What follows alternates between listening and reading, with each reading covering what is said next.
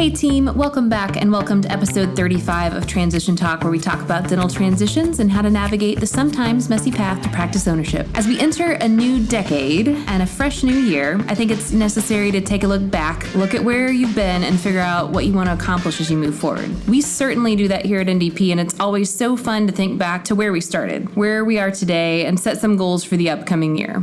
We coach you guys and passionately believe in ownership and the 5 reasons for owning your own practice, but the benefits of ownership aren't only in dentistry, and they certainly apply to us. So we thought, for a bit of fun and also a bit of a lesson, we would give you the backstory of NDP. The good, the bad, the mistakes we've made that we've learned from, and that we can now laugh about. So, a bit of a different episode, but I hope you will join us on a little tale of ownership. This is making fun of Charles episode, It is not making fun of Charles. How are you? Happy New Year to you. Happy New Year. Yes, it is good to be back. So good to be back in routine. You know, working at Cane Waters, I've built myself up to make sure that I had financial planning goals, and I'm going to retire at whatever, age 60. But I realized in 2 weeks that I don't know about retirement anymore, because if I have to stay home and load the dishwasher one more freaking time, I'm going to shoot myself. Well, good, because we want you here longer. Okay, good. Okay. So any 2020 goals, any resolutions? So I thought about this one, and my mom, she's passed. She passed in 98, and I went down to see where she grew up this past weekend with my dad, and so I really started having this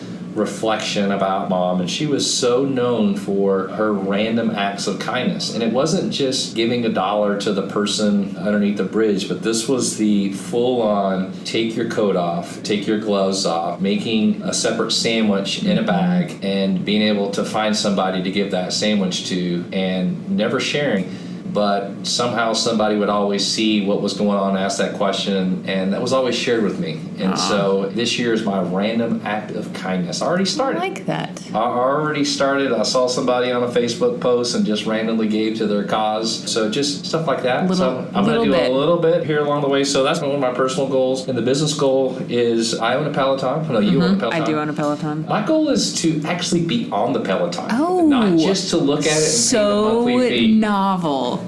Wow. So I got on it, and oh my God, it works, because my shirt was full of sweat yesterday. So it is working, Christy. I got to stay on the Peloton. Always good to have goals at the beginning of the year. So before I ask you about your personal goals and business goals, I got to let our people know something. Oh, what is it?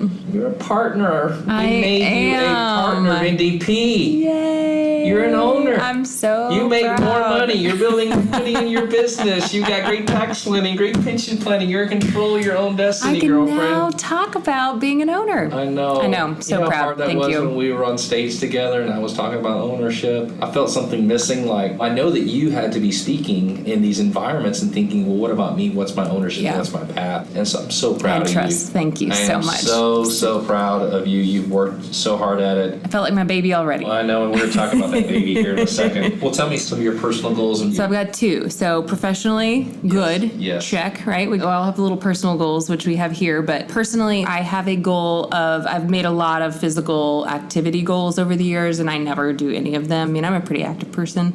But last year I had a couple surgeries, put me down some time. So this year I did my goals a little differently. I just have a goal of being active for 4,600 minutes over the year. So that averages out to roughly like 3 30-minute sessions a week, which seems like nothing. Right. But I feel like I'm usually exceed goals when I set them like this. Yeah. So that's my goal, 4,600 minutes. So I'm just have an app where I'm like logging the number of active minutes, and I've been on my Peloton more, and so it's almost like a game. Peloton does a challenge as well, so you can kind of log your minutes. Yep. So I'm dying today. I'm a little sore. It's been a while. Second personal thing, it is the year of the dog, and so the Ratcliffes are getting a dog. I did not know this. I know you didn't know this. Yes. So my kids don't know. So if my kids won't listen to this episode, and my husband doesn't listen to this episode, but if anyone who knows me listens to this episode, don't tell my kids. Nice. So we're officially putting in the deposit to wait on the dog. So I'm sure you'll hear more about that once it happens. Then I'll be cursing the dog. Well, you had the plant, those lived. You had a couple of kids, and those lived. So now you try a dog. Let's try a dog. So it should be a good year. Good year. So we've talked about this a few times. I love this story. I love how we started. I want you to tell everyone about how we started, because I feel like there's even pieces of this that I don't know yet. Every time you tell it, I hear a little bit more, because what NDP is today is not what it started out as. So what did NDP start as? So way back in 2003 was like my first year actually speaking at dental schools. I figured out going to dental schools and talking to young students, it was something that I enjoyed. I've always enjoyed teaching. And so I started teaching, and then I got this idea back in the day where our Kane Waters clients, they would send us like a fax, and it would say, hey, here's a resume of somebody. Maybe you can make a placement or touch somebody that needs a good candidate in Tennessee. And so those CVs would come to me, and I'd kind of hold on to them. King Waters clients would sometimes say, hey, you got anybody looking? And I would just kind of be on the side, just be doing this. And I'd had a little bit of experience in the medical recruiting business as well for 3 months. So the wheels were turning of how to place people. So I started going to all these dental schools, start building relationships, and then I was going to be, okay, maybe I could figure out how to put this dental placement business together, national dental placements. So I load this software up called Business Pro Plan, and I've got all these ideas and got your whole SWOT analysis and your strengths and your weaknesses and how you're going to market and your rent and your budgets and all this. And I literally stayed up for like 48 hours. I mean, I think I took a day off from work, and maybe I started like on a Sunday, and I just started typing. So I was in the kitchen of my old house, just typed notes, and I would come back to something, just rewrote, and I was just literally brained up. And I mean, it was, my wife at the time was like, walked by, and she just like, see me, you still working on that? I'm like, yep. And I finally put it together. This was 04. This is in 04. Okay. So I just put the freaking brain dump and just went like crazy. And then basically the concept was I was going to place dentists, and I was going to charge the established doctor $20,000 basic fee. Mm-hmm. So if I matched them up, I got paid this headhunter fee. And I would maybe match like 50 people in a year. It's $1 million. It's all about how can Charles make $1 million. It's so simple. And so I wrote up this business plan, and I even shared this business plan with my current partners today, back then when they were my coworkers at King Waters, and other people. And I'm telling you, Christy, it was pretty defeating, or probably the best things that ever happened to me, when pretty much everybody said, it's not going to work. Not going to work. Yep. And I guess you'll find out later, to some part of this, it didn't work, but I don't like to be told it didn't work. Yep. I'm kind of that guy that if you tell me I can, I'm going to try to figure out how to do it. But anyway, that was just a brain dump back in 04. I thought I was going to be a millionaire. I was going to place all these dentists. And so you got told no. I got told no, so I still did it, and it was a struggle. So how did you start? Did you take out a loan? Like, how did you get it going? $400,000 loan. Personal loan, 12% interest. Yowza. Yes. Not the 389? No, not the 389 special. No, I borrowed a ton of money. And so what did you do with the money? So I had, again, part of this great Business Pro plan, I had this marketing idea, and I decided I was going to create a DVD. A DVD? Yes. Kids, do you know what a DVD is? I don't think that many of our listeners know what a DVD. They probably This is before Blu-ray. Which, does that even exist now? So I went and I had this huge, like, professional, like, 2-camera film crew, like the big desk like you would see in a news anchor type desk, that same setup. Yep. The backdrop, I had a professional person from the interview. I had these other people in dentistry that were there to kind of bounce some ideas off about maybe practice management.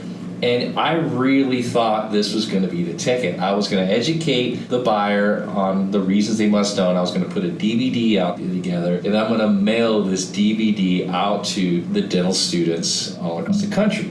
Another part of my investment is I bought the list. You can buy the list of ASDA for all the addresses, or I think I maybe mailed them to the school, and this is your little box, and I would put a little DVD in each of the boxes. Just the filming was like $25,000 to $30,000. Very expensive. $25,000 to $30,000 for the filming. Then there was some editing. Then there was packaging. Another $30,000+ just to mail out these 10,000 DVDs to the D3s and D4s. It's making me cringe. Driving them to the website to hopefully get them to watch. And so as I started going to dental schools following months and even year, I would hold up the DVD and said, did anybody get this? And if people would raise their hand. Now, of the people who raised their hand, did you watch it? Oh, And nobody watched no one it. says yes. Nobody watched it. It was such a fail. Such a great idea. I put so much time and energy on this DVD. And so I really wanted it to work. I'm just going to drive traffic to the site, and they're going to see all these job opportunities that I have. That's how it was all going to work. But that part of the plan just didn't work out. So, good goal, education. I mean, still, like if I think about what our goal is today, it's still education. It's just maybe the execution may have not been ideal. I know, What I'm hearing you say. I know. Part of what made NDP successful is my full-time job at Kane Waters. Okay, so I had that income coming in. So this is all on the side. Yeah. And so what it shows you is the importance of your commitment to something. If you can commit to something, you're going to be really, really good. And for those two that are going back to 05, I had to look this up and went YouTube. And that's about when YouTube came out in 05. So that would have been a great space, free, to be able to take that content and put that out there and promote it that way. But just didn't have all that information, that type of knowledge. Man, if we could get our hands on that DVD, I would be so I know. happy. I know. It was poorly executed. I'm sorry. I wish your great leader here could have shown you the way. Like, wow, you were really good 10 years ago. But I think it shows that what your idea is and like the ability to do something like brainstorming other ways to make that goal happen, right? Like podcast, which we'll talk about here in a minute. Like that could have been a much more expensive endeavor. Yeah. And we chose to not make it one. I know. So, okay, back to 04. Yep. So you weren't here. Where did NDP live? Okay, so this guy, I won't mention names, but this guy, he produced a bunch of DVDs. That's how I got connections to the filming crew. So what I did is I officed inside of his space, and he charged me like $3 or $4 grand a month. But that $3 or $4 grand, what you got is not just the space, but you got access to his software and his fax capabilities. Oh, faxing. Fax capabilities. So back in the day, what you would do is you would fax all of these dentists. This is actually before it was illegal. And so you'd fax all the established doctors. Like spam them? Yeah, so you'd spam them basically. Via fax. So you spam them via fax and say, listen, I have dentists that are looking for jobs. And then hopefully they would call the 1-800 number that we set up, and then we would call on those doctors as well. So I had like a dedicated sales team, and they would call and they would get a commission. And so, I don't know, it was like $3 or $4 grand rent there a month, and then I had to pay a commission for any time that someone sold something, and then I paid like a CFO like $3 grand a month as well to help me with the financials. On the financials I didn't have because I wasn't making any money. And then unlimited faxes. I've heard you say this before. Unlimited. Yeah, I got unlimited for my $3 or $4 grand. It's like on your cell phone with unlimited text messaging now. Unlimited faxes. As many as you can send. Okay, so I know you're making fun of me. I'm not making fun of you. But I want you to know that literally within the first week, I mean, we are operating, I don't know, it's like October 2015. We start the fax campaign. We start calling on like Savannah, Georgia or something. We get somebody to answer the phone. Yes, I'm looking for an associate. I have somebody that is experienced. They're in Savannah. They basically literally walk across the street, interview. They accept the position. They start working like the very next week, and we get paid $20-something thousand within a week. And I was so freaking excited. I bet you were. I mean, I'm gonna. This You're is like, this is every week. Millionaire. Millionaire. I had someone today who said, how long do you think it'll take to find me an associate or to find me a partner or a buyer? Like, there's such a degree of luck in this, right? It's like there's skill, but there's also just, I mean, you're matching two humans. Like, there is a level of, like, just timing and luck. So I'm not making fun of you at all. So I thought it was, and then it just went cold. I mean, literally like months before we had something else. And then we went to this retainer model where you call the doctors, and for $2,500 a month, you're on retainer. And then if we don't find somebody in a year, we'll give you $2,500 back. And so then at least I could drive some revenue in. Ooh. It was painful, Christy. Any like fun, crazy stories? There's always at least a few. Yeah, there's always that guy. And so like one of my employees, I was thinking about this, he took naps at his desk. Like Seinfeld, George. I cannot make this crap up. He was literally like Blanky taking naps at his desk. I wanted to murder him. He was actually my last employee, so I wanted just to take him out. And dental economics, nothing wrong back in the day with some good old, hardcore marketing. I think my bill was like $3,000 a month for a full page ad in dental economics. Were you tracking the number of leads that came from that $3,000 a month, yes, Charles? we had like a special phone number, and we didn't get anything. We got a couple of leads, nothing closed. Just another $40,000 down the tubes at 12% interest that I'm paying back. It was special times. We're laughing together. Yeah. Right? But like some of these things that I'm hearing are mistakes or lessons that I think that we've had. I've talked with several doctors who've had a too expensive radio ad or a TV ad, right? I mean, I think when you're passionate and you really want something to work, you make decisions that are more emotional than logical, which again, back to the whole, have someone else who's better at you doing this to kind of help guide you on those decisions. Yeah, and we'll switch off to the story for a second, but I think what you're saying here is so important is that there is certainly a model in dentistry where you're coming in and purchasing these practices and you can see, let's just stick with what works. Mm-hmm. The problem with NDP, when we founded NDP, is that there wasn't a model. There wasn't a McDonald's franchise with here's how the cars come through, here's a hamburger, and there wasn't anything there. It was just an idea. And so that's the challenge when you have these out-of-the-box ideas to get them to work. And so anyway, fast forward, it finally starts to work. So the pivot was I was about ready to fire my sleepy guy, okay? He didn't know this, but I had like 10 or 15 grand in the bank. I had around 40 or 50 grand of monies that were coming in. And we actually had some revenues along the way that came in, but I got like a 40 grand check coming in. I'm paying him like 5 or 6 grand a month, something like that. And I timed it to where once that 40 grand and once the cash I had in the bank, that was going to pay off my 400 grand debt. And so I'm timing it and shutting the firm down. I'm tired of waking up in the middle of the night with my stomach just in knots, and I'm done. But during this process that I'm waiting for my 40 grand check to come in, a client called me and said, hey, this person just passed away. Can you help them transition to their practice? I drive out to East Texas. I meet the family, and I go, I think I might have somebody for you. And I put together my first transition, and it worked. And so I think the revenue from that was like 40 grand. So now that one's going to close another 2 months. So now I'm positive.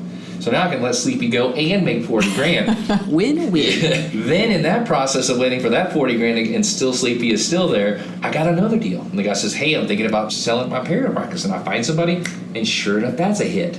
And that's like a 60 or 70,000 revenue. So now I got 100 grand sitting. I'm like, maybe I should keep the thing open. So was that the transition between like the placement thing? I'm going to keep trying to do that because it's hit or miss, but like there's this other piece that's transition? Or is that when you felt like that clicked, or was it later? No, it definitely made me recognize that the transition game was so important because there's big transactions that can happen there, and most importantly, how difficult it is to get two humans to kind of like each other, just to say, hey, I'll work for you. There's so much back and forth. And we've done this when we do our coaching with our seller consulting, and we guide the young person in as associate. It is a whooping back and forth. Mm-hmm. And so that's the stuff that we were dealing with before I even got paid. So I think just the pivot point to know the associate thing wasn't going to work, but to focus more on the transition and focus on some other services that we slowly started to uncover. And that kind of takes us down this road a little bit further, and that's about where you entered the May. I did. I entered in 14. Yeah. So I think March of 14. So like how long before I started? So you came right after Sleepy. Oh, okay? Sleepy. Okay, you came right after Sleepy. So the bar was really high for me. Oh, yeah. Stay away.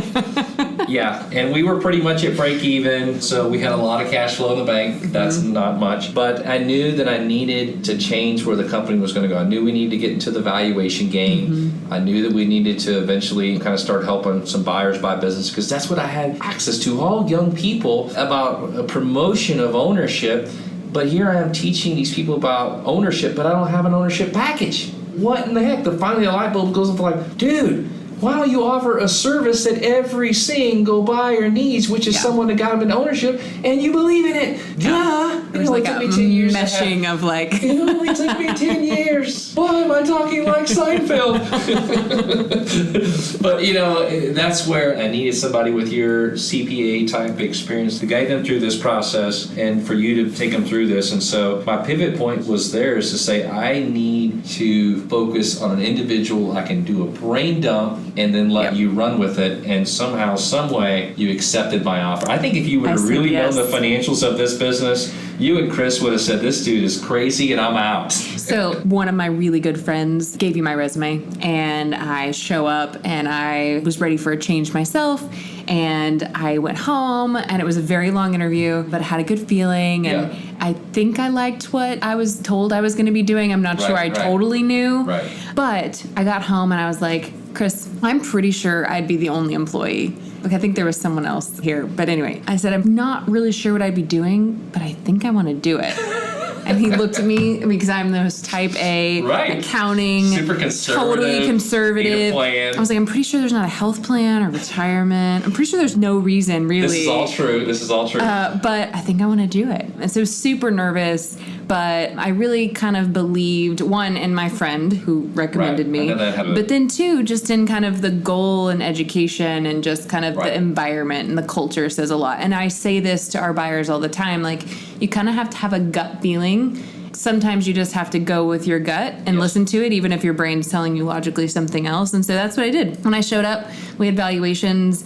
We added buyer's consulting that first year. I think that was one of the first things that we did. And we already had some going that we weren't formally helping, but we're kind of in the mix, and you were just working for free. Yes. And so I think we formalized that, and we began to search for some really good team members. And that's been a really long process. That was 14. And that's been a really long process. We hired Katriana out there, who's phenomenal, and she joined us. She was our first under me, kind of that first person, and she's been with us, an incredible person and really big asset to our listing team. And then in 15, we finally said we're going to stop placing associates. Yes. And that's been hard for you sometimes, because sometimes Charles just wants to help everyone. Right. And he's like, no, but let's just find one. And I'm like, but remember how hard it is. Yes. And mainly because it goes against, not against, right? I mean, we say you always have to be an associate, but it's hard to place someone when we say ownership, and we're placing people in places they're never going to have ownership. So, and we began the formal shift to NDP. That was your idea. It was my idea. Yeah, I get it. And everyone's like, you can't just be NDP. You have to stand for something. And I'm like, well, we stand for something. We're trying to say it because it's confusing. If we don't place, we shouldn't say place. So anyway, and then 16 through 18 are kind of a blur of just busy. Yeah, you know, I mean, we a lot hired of some stuff. People, fired some people. We had one guy that we let go, and he said, hey, can you do me a favor? I left some Pop-Tarts. Oh, yeah. We had to ship him some Pop-Tarts. He wanted his Pop-Tarts, just so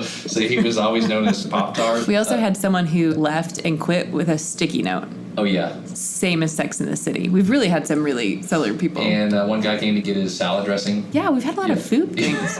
You know, it's so funny. We've also had a lot of good people who, and I think this is a lesson we've learned, a lot of people who are intelligent and bright and good, but they just weren't a fit for here, right? And we've also acknowledged that when we have good people, you do whatever you need to do to keep those good people. And I hope... make them a partner? Yeah, maybe. I don't know.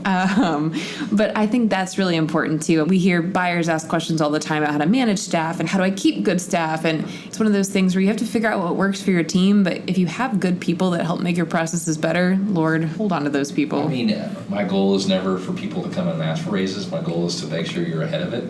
The goal is that you try to almost overpay your team. That way you ask more of them. That's true. Expectations rise with pay. Isn't that what you tell me? Yes. And then 16 through 18, I got my CVA. So that was I told you. I said I need to teach, and the CVA is really important to me. I wanted, when people looked at the NDP from evaluations, when I wanted your credentials to be able to sell. Yeah. And it's been a part of it. And I had experience in that realm and had been doing that for a long time. So the credentials just helped there. Again, with the team members, just had a team member came back from our holiday break and showed me a piece of paper. And she had taken the CVA of her own will and passed it. And we're just so proud of her. So you want team members who want to be better on their own without you pushing them to be. And so shout out to Dawn for new credentials. She's been a rock star in our evaluation team for a while. So another member there. We have to give a shout out also to the water bottles. Yes. The water bottles happened in this time period, and so everyone loves the NDP water bottles. You don't have a water bottle, let us know. I'm not going to send you one probably, but if you find us, we give them away a lot. The water bottles rock. I mean, I didn't realize what type of impact that was going to have, but I first found out that, well, my people are coming to my lectures, man. I'm like really good, and then I find out that they're really coming for the water bottle. Oh, you got to figure out what speaks to your whatever. People. It's your name out. Free lunch and a free water bottle. So,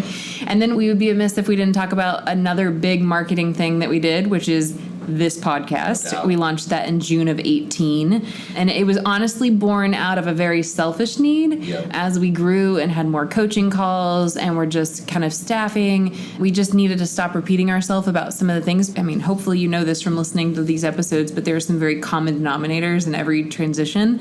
And so this podcast allowed us the ability to educate and spread our message and speak on these topics, and then kind of save phone calls for more individualized information about certain transitions. So it's been fantastic. It's just so meaningful when people to say that I appreciate what you're doing for the dental community. I know I've said that in this podcast more than once, but that's what drives me. Yeah. You know, that's what really, for me to speak before hours or after hours, or just to travel and be away on weekends or something, because I'm lecturing at meetings, which is a great segue, which is where we're going to be speaking.